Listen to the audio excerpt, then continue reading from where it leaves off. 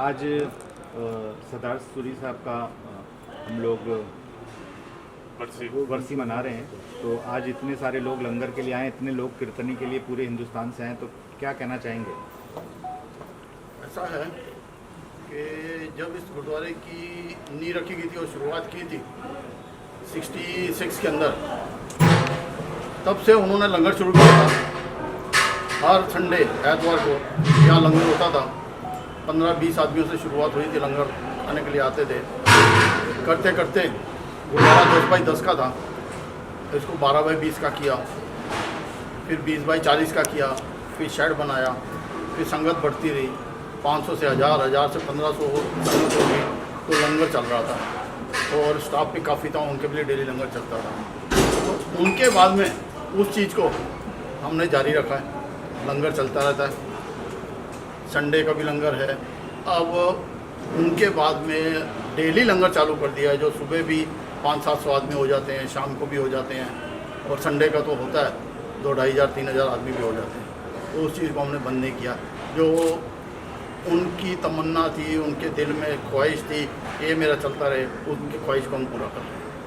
लेकिन उन्होंने जैसे वही बताया कि लंगर शुरू किया था 10-15 लोगों से। उन्होंने लंगर ही नहीं, उन्होंने जहाँ हम खड़े हैं स्कूल की स्थापना भी उन्होंने की। यहाँ पे 600 स्लम के बच्चे पढ़ते हैं आज की डेट में, जो 5 बच्चों 10 बच्चों से उन्होंने, ये भी एक छोटा सा ही काम है, उन्होंने ऐसे बहुत काम, इतने लोगों की मदद की।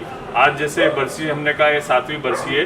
जब उनकी पहली बरसी थी तो हमने पाठ रखाया, हम लोग अखंड पाठ रखाते हैं। हमारे परिवार, हमने सोचा परिवार होएगा, हम 50-100 बंदे 150 बंदे होंगे, उनके लिए लंगर बनाया। तो लेकिन पहली बरसी पे देखा हमें, उन्हें चाहने वाले इतने, तो लोगों को मालूम पड़ा जैसे तो 1000 आदमी उनकी पहली बरसी पे ही थे।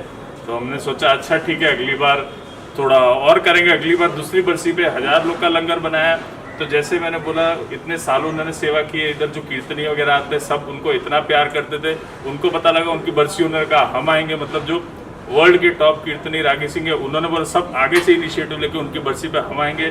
तो उनकी दूसरी बरसी पे 1500 बंदा हो गया, 2000 हो गया, और ऐसे ही आज करते करते 7वीं बरसी पे तो आज मतलब ये तो अभी दिन का टाइम है, गर्मी का भी टाइम है। आप शाम को जो आएंगे और सारे हमारे पंथ के महान कीर्तनी भी होंगे, शाम को कम से कम 5 से 10,000 आदमी हमें एक्सपेक्टेड है। मतलब इतना लोग उन्हें प्यार करते थे, सब आगे से। और ये हर साल मतलब उनकी बरसी तो हमारे लिए एक त्यौहार जैसा है। मतलब अपने आप लोग जुड़े जा रहे हैं। मतलब आज भी उनके जाने के 7 साल बाद भी मतलब इतना लोग उनको प्यार करते हैं कि लोग आए जा रहे हैं उनकी याद में। अभी जो यहाँ पे बड़े बड़े पंथ के रागी आ रहे हैं, जिनमें से 3 रागी तो ऐसे हैं जो आज टॉप लेवल में हैं। 1 महीना पहले उनका फ़ोन आ गया, भाई हमने अपने टिकट बुक करा लिए हैं, हम रेडी हैं, तो आप बुकिंग कर रहे हो सोच के करना, हम तो आ ही रहे हैं, तो उसके हिसाब से कौन करना है, क्या करना है देख लेना। बोले हमारा फिक्स है।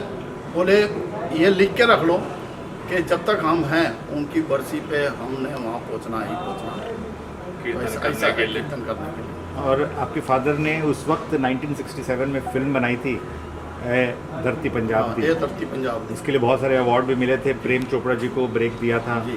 और जबीन जलील जी थी, निम्मी जी थी, 64 में, 64 में, 65 में, मदनपुरी 65 में रिलीज हुई। हाँ, तो जबीन भी फर्स्ट टाइम पंजाबी पिक्चर की थी जबीन ने। पहले वो दूसरी पिक्चर कास्ट की करती थी, फर्स्ट पंजाबी पिक्चर जबीन की भी थी। प्रेम चोपड़ा को तो ब्रेक थ्रू मिला था। फिर एक स्वरन दादा थे विलन, उनको भी ब्रेक थ्रू मिला था।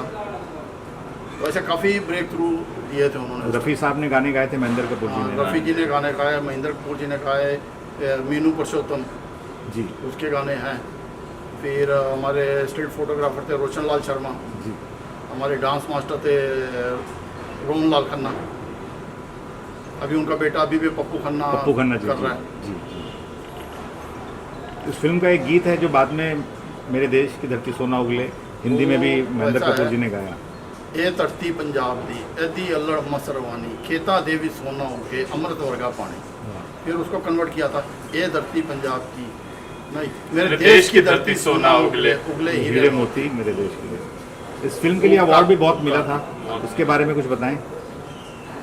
अवार्ड के बारे में तो अवार्ड के बारे में तो ऐसा बताऊंगा ना कि जब ये अवार्ड अनाउंस हुआ, पंडित जवाहरलाल नेहरू थे उस टाइम, उन्होंने अवार्ड देना था, तो हम साइन में रहते थे, तो बड़ी खुशी हुई।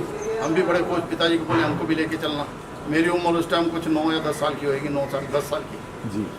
तो बोले पुत्र जावा किस अपने को तो टिकट के पैसे भी नहीं है अवार्ड लैंड जाना। मूवी तो बहुत हिट थी, लेकिन आसपास के लोगों ने, इनको कुछ पता नहीं था, राइट्स सारे लिखवा लिए थे। अवार्ड विनर थी, इन्होंने इन्वेस्ट किया था, इनके पास उस टाइम 5 टैक्सीज थी, वो बेच के इन्होंने मूवी बनाई थी। लेकिन मूवी के बाद इनके पास कुछ काम भी नहीं बचा था, ऐसे था। और उसी से जैसे बोला 67 में रिलीज हुई थी मूवी, रिलीज हुई सुपर हिट, लेकिन टिकट के पैसे नहीं थे जाके अवार्ड लेने, अवार्ड भी किसी और ने ले लिया। टैक्स माफ था पिक्चर का, कुछ उस टाइम पे टैक्स माफ होना पिक्चर का बहुत बड़ी बात होती है। बहुत बड़ी बात। लेकिन बोलते ना ऊपर वाला एक रास्ता बंद करता है तो दूसरा, तो वो तो फिल्म लाइन का तो 67 में उस टाइम बंद हो गया। उसी टाइम यहाँ से गुजरते हुए उन्होंने देखा एक सरदार जी लैंडलॉर्ड थे, उनकी यहाँ पे जगह थी, उनसे दोस्ती हो गई 1967 में। उन्होंने बोला कि यहाँ पे एक छोटा सा गुरुद्वारा बना था 1967 में, फिर 10 बाय 10 का शेड बना के इधर गुरुद्वारे की स्थापना की। फिर उसके बाद बिजनेस कंस्ट्रक्शन का सारी ज़मीन सरदार जी की थी, उनके साथ में सरदार दिलीप सिंह उनका नाम, उनके साथ में फिर यहाँ पे कंस्ट्रक्शन का काम चालू किया और आज तक हम कंस्ट्रक्शन के काम में ही है। तो आपने भी फिल्म शुरू की थी पैरामाउंट फिल्म्स के नाम? बिल्कुल, पैरामाउंट के नाम से बैनर रजिस्टर किया था, मीनाक्षी शेषाद्री को साइन किया था 1100 रुपये में। हाँ। तो ठीक है, उस टाइम की बात अलग थी, बाद में पता ही नहीं कुछ क्या है। हम फिल्म लाइन के अंदर जब घुसे तो फिल्म लाइन को जब स्टडी किया हमारे बस की बात नहीं है, वो नहीं बर्दाश्त हुआ। ठीक है, हम बात नहीं। बग्गर साहब, ऐसा है परिवार के साथ हम हमेशा रहते हैं, जो दिन त्योहार आते हैं वो लोगों के साथ मनाने में जो शक्ति मिलती है, पावर मिलती है, और उसके बाद में उसकी खुशी महीना भर चलती है, वो एक चीज़ मायने रखती है। महीनों महीने वो खुशी चलती है। आपको घर में तो क्या ठीक है। आपको सिंह साहब से क्या प्रेरणा मिली है? प्रेरणा क्या मिली पापा है से? सिंह क्या साहब से? बाबा प्रेरणा मिली पापा से? उनसे एक ही प्रेरणा मिली है, मेहनत करो, मेहनत से डरो मत, सेवा करो डट के जितनी हो सकती है। कोई गरीब नज़र आ गया सबसे पहले उसकी तकलीफ़ क्या दूर करो। तो आज ऐसा है कि मैं यहाँ पे ऑफिस में कई लोगों की घर की समस्या है, परिवार में लफड़े चल रहे हैं या लड़के लड़की के चल रहे हैं, तो यहाँ पे मैं मीटिंग लेता हूँ, उनकी काउंसलिंग करता हूँ। तो काउंसलिंग करके कोशिश करते हैं, आज तक तो 99% ऐसा है कि सक्सेस मिली है तो उनको सेट करके वापस भेजा जो पूरा लिखी है। और दूसरा, यहाँ जो शादियाँ होती हैं तो बुकिंग के पहले उनके साथ में मीटिंग लेता हूँ, काउंसलिंग करता हूँ, जिसके अंदर लड़के के मदर फादर, लड़की के मदर फादर, लड़का लड़की सबको बिठा के काउंसलिंग करते हैं, उनके अंदर क्या है क्या नहीं है। कल उसके शादी हो, लड़की जाएगी तो वहाँ क्या उसको दिक्कत हो सकती, क्या नहीं है, लड़के को लड़की के बारे में क्या है, उसके माँ बाप के बारे में क्या है। फिर उनको समझाते हैं कि भाई देखो आज ये जा रही है तो इसको इस ढंग से आपने टैकल करना है, ये करना है। क्योंकि ऐसी बात है कि जो लड़की है 20 साल 22 साल एक फैमिली में जब पलती है, जैसे आप एक पौधा लगाते हो, छोटा पौधा लगाते हो, बढ़ता है, तो वो जो उसका वास होता है, मोल्ड होता है, वो उसके अंदर फिट हो जाता है पौधा। फिर वहाँ से निकाल के आप उस पौधे को किसी दूसरे वास में जब डालते हो, मतलब वास मतलब फैमिली, आप दूसरी फैमिली में जब वो पौधे को जाके लगाते हो, पॉसिबल है कि वो वास बड़ा होए, पॉसिबल है कि वो तंग होए। जब तंग होएगा तो लड़की को वहाँ परेशानी बहुत आएगी अंदर, वो कैसे उनको फैमिली को, लड़के को संभालना है। अगर लूज़ है तो डामाडोल भी होना है बड़ा कुछ, तो वो लड़के को उस चीज़ की समझ देनी कि भाई इसको कैसे संभालना है। तो ये यहाँ से निकल के जा रही है, तेरे पास आ रही है, तो ये पौधा जब दूसरे वास में आता है तो क्या क्या दिक्कतें हो सकती हैं घर पे। तो ये थोड़ा सा एक प्रैक्टिकली कोशिश करते हैं हम समझाने की, उसमें कई बार 4-4 5-5 घंटे भी लग जाते हैं। ठीक है, कोई नहीं, सेवा। और दादा पोते की तो बहुत कहानी सुने हमने कि बहुत अच्छी दोस्ती थी, पूरा वर्ल्ड घूमे दादा के साथ। तो क्या कहना चाहेंगे आज याद करके दादा को? जो भी हम आज सेवा कर रहे, जो भी उनसे ही सीखी है, वो धर्म से बहुत जुड़े हुए थे।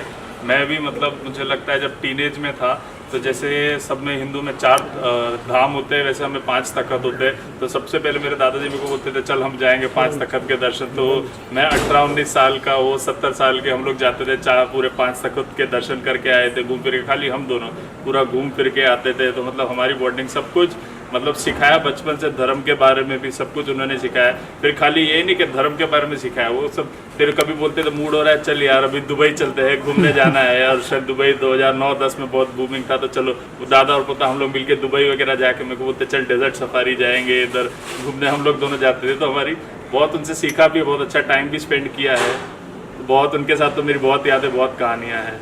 बकड़ साहब आइए, आपने कुछ जी, मैं सूरी साहब को पिछले 50-55 साल से जानता हूँ।